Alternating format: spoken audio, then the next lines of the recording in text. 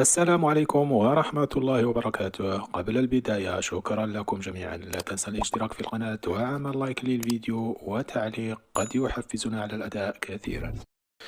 موعد مباراة دوري أبطال أوروبا الثلاثاء 10 ديسمبر 2024. خيرنا إسبانيا يواجه ليفربول إنجلترا الثلاثاء مساء. أما بالنسبة لقناة الناقلة للمباراة بي إن سبور اتش دي 2 فيما يتعلق بالملعب استاد مونتيليفي. أما بالنسبة لمعلق المباراة خليل البلوشي.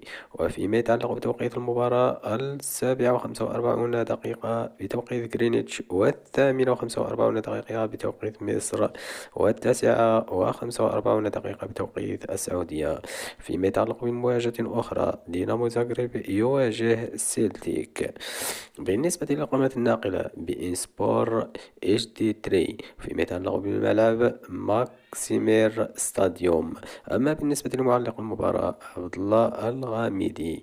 وفيما يتعلق بتوقيت المباراة 7:45 بتوقيت جرينتش، 8:45 بتوقيت مصر، 9:45 بتوقيت السعودية.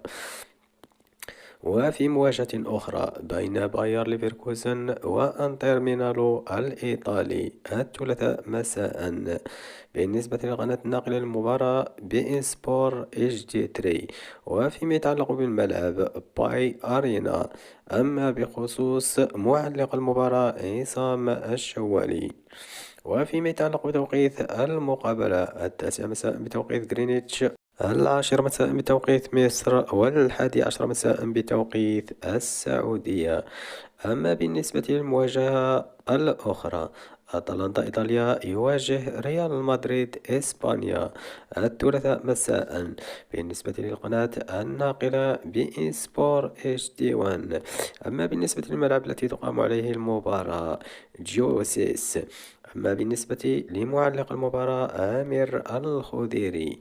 وفيما يتعلق بتوقيت المباراة 9 مساء بتوقيت جرينتش، 10 مساء بتوقيت مصر، 11 بتوقيت السعودية. وفي مواجهة أخرى بين ريد بول النمسا باريس سان جيرمان فرنسا الثلاثاء مساء. القناة الناقلة للمباراة بي إن سبور اتش دي 2. أما بالنسبة للملعب ريد بول أرينا. وفيما يتعلق بمعلق المباراة أحمد البلوشي.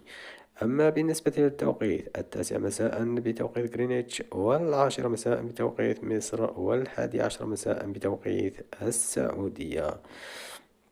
وفي المواجهة الأخرى التالية لايبزيج ألمانيا يواجه أستون فيلا إنجلترا الثلاثاء مساء. بالنسبة للقناة الناقلة بي إن سبور اتش دي 5. أما بالنسبة للملعب ريد بول أرينا.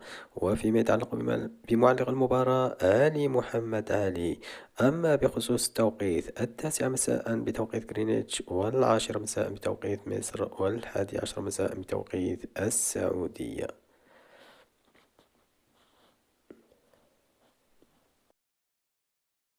HD